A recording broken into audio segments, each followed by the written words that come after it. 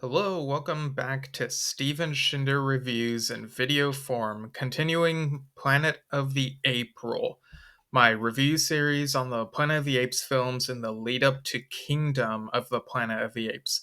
And we finally reached the films that are actually in that same continuity as Kingdom.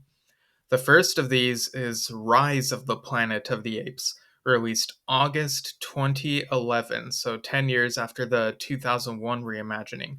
First, some non spoiler thoughts.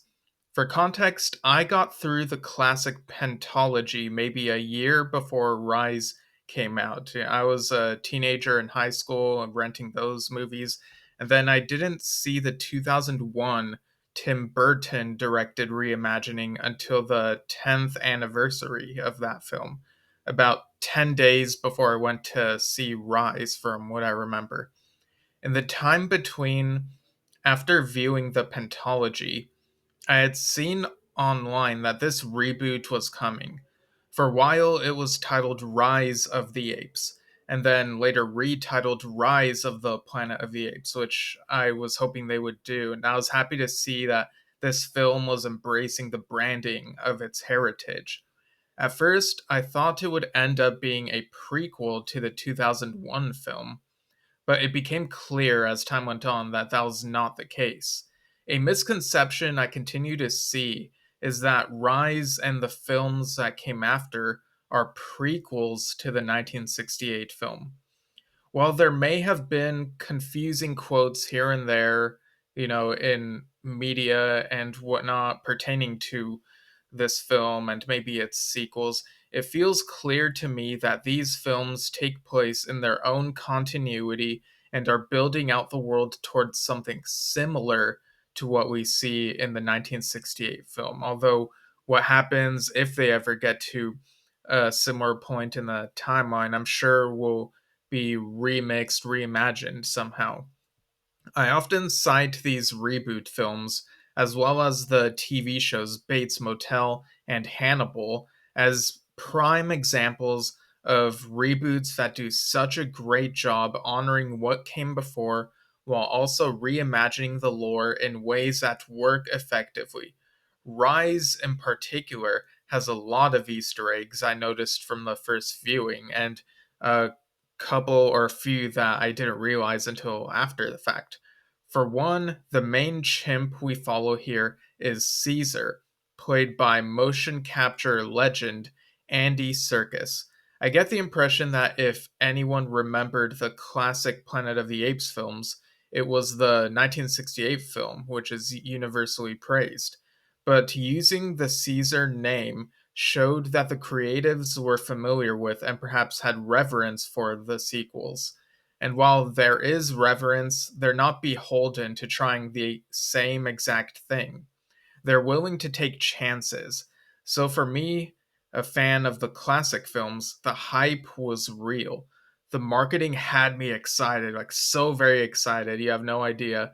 The film felt fresh. This was my Force Awakens. Planet of the Apes was back, and there was no doubt about it.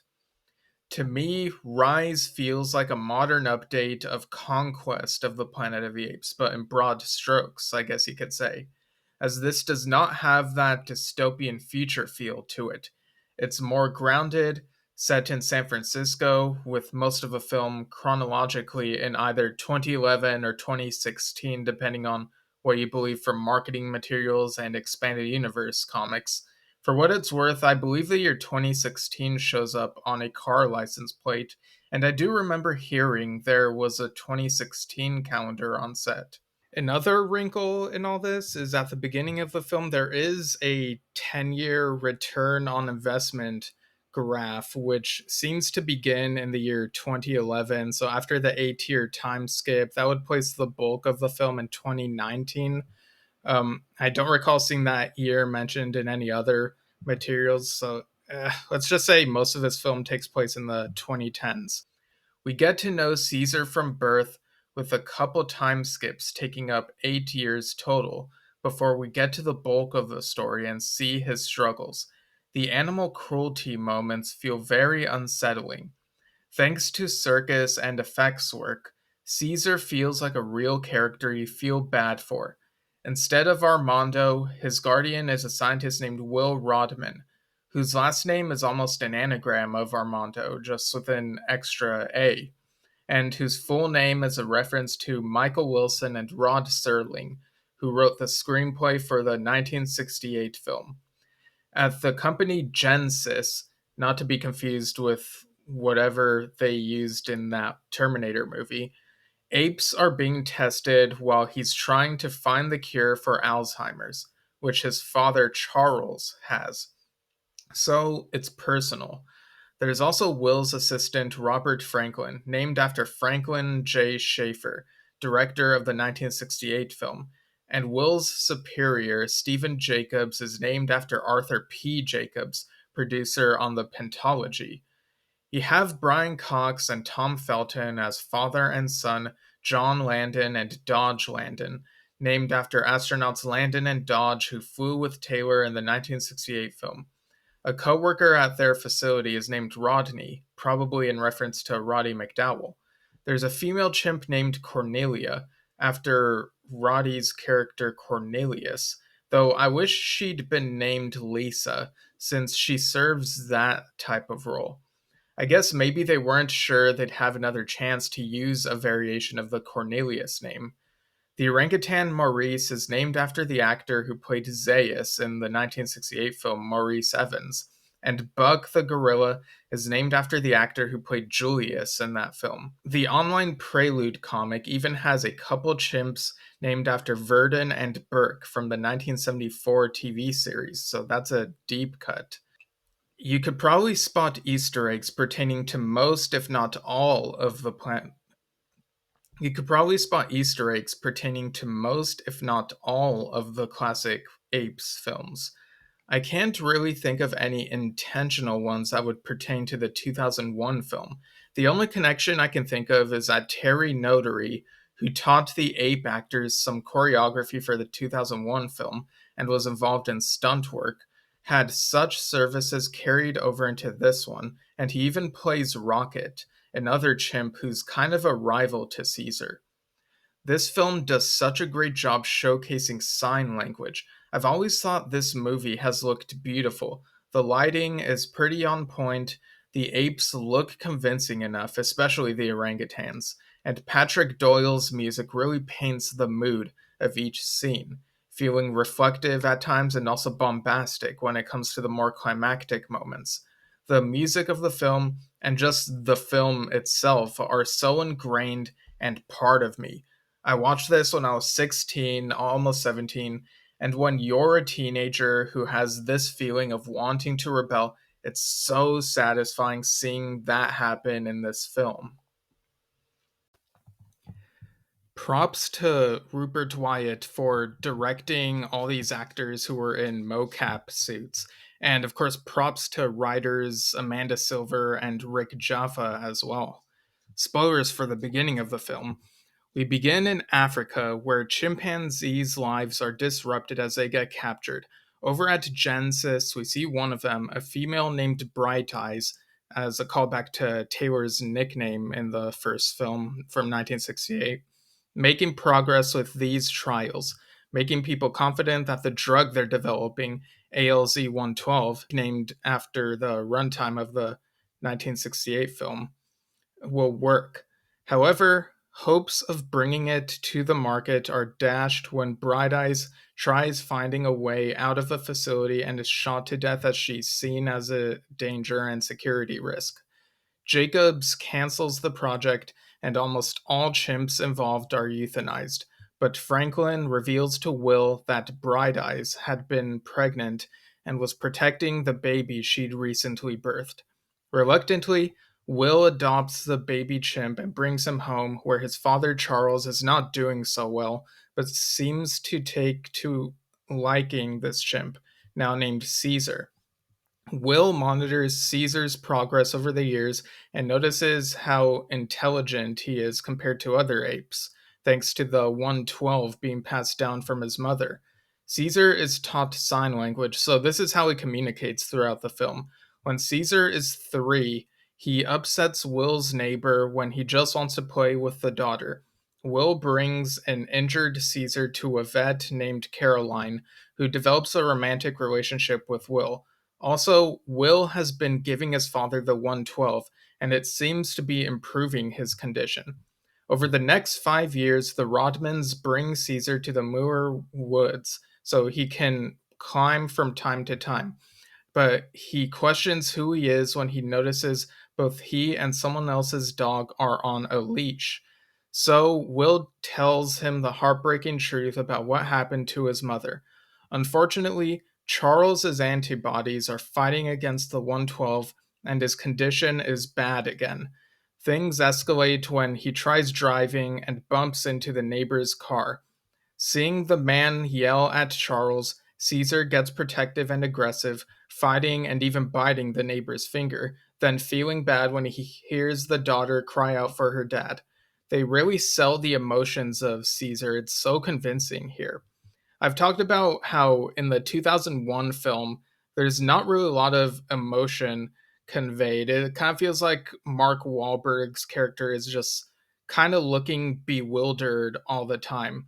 Whereas here, and also with Charlton Heston's character in the 68 film, there are these very emotional reactions and you buy into the struggle. Spoilers for the middle of the film. As punishment, Caesar has to be sent to an ape shelter. It's heartbreaking seeing Caesar communicate that he wants to go home, and he keeps wanting to go home even though he's not allowed, even missing home so much that he makes a drawing of his window on the wall. The shelter is run by Landon, and his son, Dodge, is even more cruel than Draco Malfoy, if you can believe it. He bullies Caesar, spraying him with a hose similar to what was done to Taylor in the first film, and even shocking him with a stun baton, which was a huge surprise. It's so uncomfortable to watch and really makes you root against Dodge, who even repeats Taylor's line, "It's a madhouse," as a way to mock the apes when they're getting upset. Meanwhile, Will convinces Jacobs that the ALZ can work, revealing that it has worked on his father but needs more testing to make it permanent. One of the apes being tested is a scarred bonobo named Koba, who at one point goes out of control, causing Franklin to get infected with the 113, the new version of the ALZ. The new drug doesn't work on Charles, who dies, sadly. Will tries bribing John Landon to let Caesar come home, but he chooses to stay. During his time here, Caesar had befriended former circus orangutan Maurice and communicates with him via sign language. Caesar was also bullied by Rocket, the dominant chimp on the block. This changes when Caesar breaks Buck the gorilla out of his cage and shows Rocket his place. Knowing that Rocket's actor was involved in the 2001 film, I can't help but read this as this film saying it's better than that film. Probably unintentional, I'm sure. It's just kind of funny. He doesn't get Rocket beat up, though, as he recognizes apes together strong as he signs to Maurice, showing an example of a bundle of sticks. However, Maurice reminds him, apes stupid. So Caesar breaks out of the shelter, goes home, sees Will and Caroline asleep, steals the 113 from the fridge, and uses it to make the apes at the shelter smart. You can tell from their faces and movements that they've changed. After recreation time, when it's time for the apes to go back in their cages, Caesar stays out and is bullied even further by Dodge. As he uses the stun baton on Caesar, his arm is grabbed, causing him to say the classic line, "Take your stinking paws off me, you damn dirty ape." And then came the moment that, when I first watched this, I predicted it could happen based on classic Planet of the Apes movie lore. Caesar yelled, "No!" I remember hearing someone in the theater say, "Oh shit," when this happened. The marketing was so good at hiding the possibility of any ape speaking in this film. Caesar continues saying no, and it gives one such a rush seeing the apes band together as Caesar frees them. Caesar accidentally kills Dodge by spraying the hose on him while the stun baton is on. you do see the guilt on Caesar's face, and it's really important that this is accidental. It separates Caesar from other ape characters who would do something like this on purpose. I've always wondered what Dodge's father's reaction was to finding out his son was killed, because he expressed disappointment in Dodge from the looks of it in the last interaction we see between them. And I gotta wonder if this dad had sorrow over all this, something we haven't seen from this character who keeps saying that apes are not people, and just doesn't seem to care much about them. Unfortunately, it's never explored. We just see his bewildered reaction to the footage of what happens to Dodge. Spoilers for the end of the film. Caesar leads the apes out of the shelter, even freeing some from the zoo. I guess you could poke holes and ask how these apes who don't have the 113 know where to go. But I don't question it so much because of the emotion of the sequence and the cadence of the action. I just accept that these less smart apes follow the smart apes around. Apes are also broken out of Genesis rather, meaning Koba gets to join in on the fun as they intimidate Jacobs when he arrives, who then helps out law enforcement by riding in a helicopter and trying to track the leader, Caesar. By the way, the day that all this happens, there's a newspaper that mentions astronauts getting lost during a space mission to Mars. I always thought this Easter egg was a fun setup, perhaps playing the long game. The intention is for this space team to include basically this universe's version of Taylor. It's not the same Taylor as the one in the original timeline came from the 70s, and this is the 2010s. But we have yet to see the return of these astronauts who'd be unaware of these intelligent apes. It seems like Kingdom won't touch on this, and at this point, I wouldn't expect them until after another trilogy that would be more focused on building out the world. But I do wonder how different it'll be when these astronauts return, how they'll react, and what can be done that would make it a fresh take on such a familiar story. Will and Caroline, now aware that Caesar spoke thanks to Rodney's witness account, try to catch up to Caesar, who's leading the apes across the Golden Gate Bridge so they can be free in the Moor Woods. Police on horseback enter the traffic and try beating apes with batons. Some of them climb up and under the bridge, and you can see how upset Maurice is when one ape gets shot down. They feel so real and believable. The apes even use a vehicle as a shield, pushing it so they can get further through the bridge. It gets silent for a moment, and out of the fog, you see Caesar riding on one of these horses like the apes of the previous films did. I don't remember if someone cheered yes at my screening or if I imagined that, but it was such a fist pump moment for someone who loves the older films. Again, respecting the mythology while forging a new one. The apes drop onto the police, getting the upper hand and scaring them away. As Will catches up to Caesar, the helicopter with Jacobs in it tries shooting at Caesar. But Buck, feeling like he owes Caesar for freeing him, uses him as his. But Buck, feeling like he. But Buck, feeling like he owes Caesar for freeing him, uses himself as a shield, leaping leaping at the helicopter and taking it down despite getting shot fatally. It's such a sad moment to see him go. Jacobs is still alive in the wrecked helicopter, but Caesar refuses to help him. Koba, however, has no qualms pushing Jacobs over the edge to his death. And this moment is a seed of what's to come with the Caesar and Koba dynamic in the next film. The apes make it to the Moor Woods.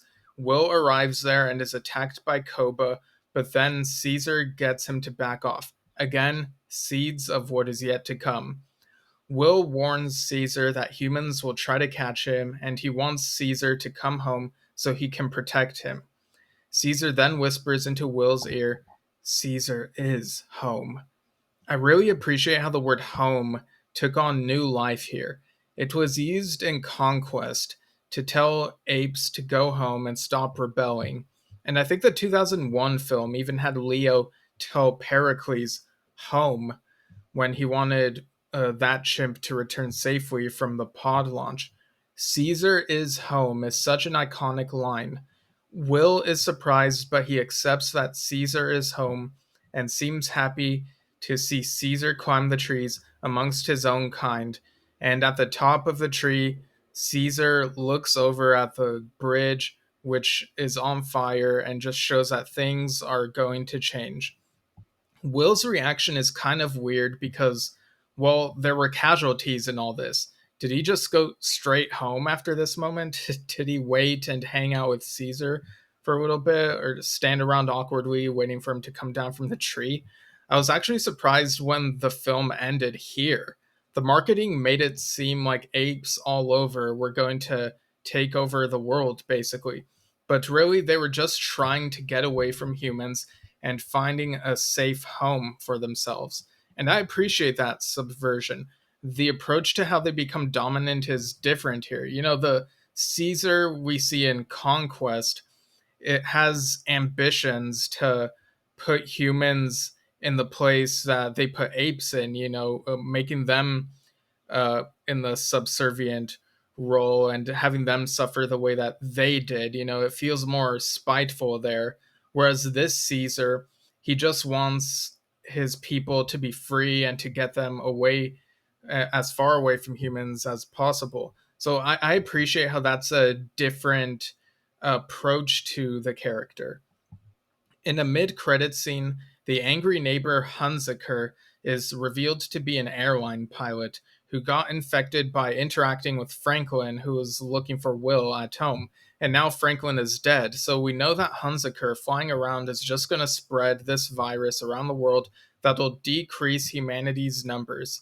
This was such a sinister ending, and the timing was wild because the movie Contagion came out just a month afterward. It's even stranger watching this type of thing in the 2020s after all we've been through. I think the upcoming film made a smart decision having a huge time jump, so some of this won't have to get touched on so much and hit too close to home.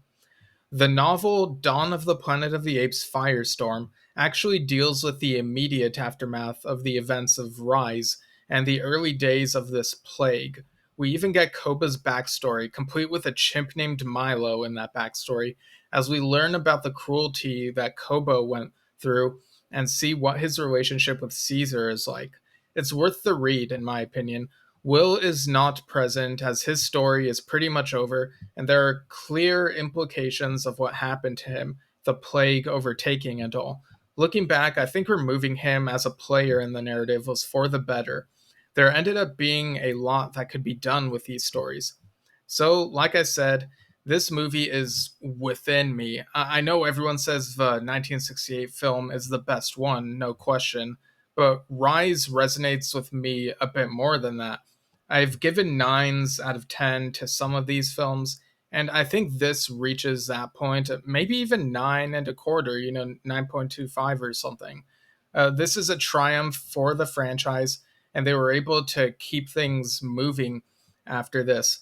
Whenever I mentioned Planet of the Apes to my friends in high school, they were kind of like, yeah, whatever. But once this movie came out, people started getting into the franchise, and people at my school had seen it, and so this did such a great job bringing in new fans, and it continues stellar storytelling into the next films. So next time on this channel, I'll be talking about the one after this, Dawn of the Planet of the Apes. So see you all next time.